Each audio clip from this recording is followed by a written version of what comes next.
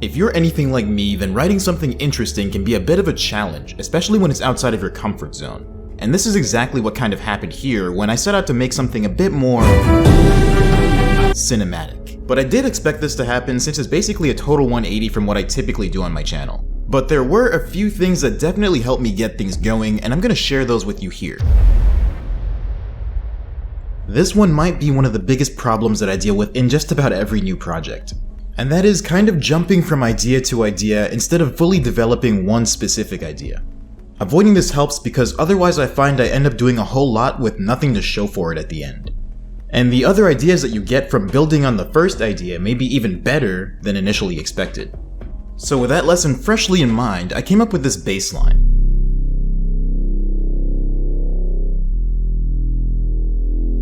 At this point, I'm thinking you can't really have an epic cinematic trailer without having some kind of melody. So I added a violin, and after just a little bit of deliberation, I used that to make this.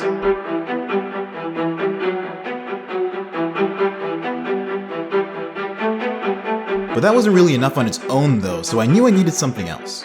So I added a violin, and then used that to make these chords.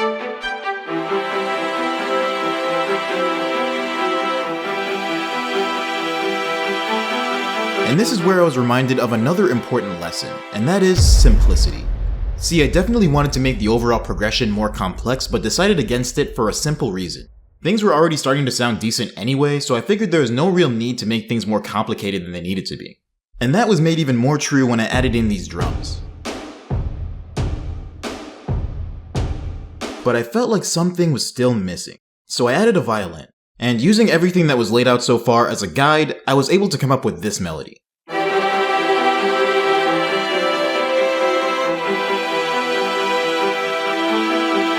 As a side note, I find it helpful to write melodies during the most exciting parts of the track and then making variations of it for the rest of the track because I think it helps keep things more cohesive that way. So at this point, I thought it was time to add in some finishing touches to everything and also add in some supporting elements. So I added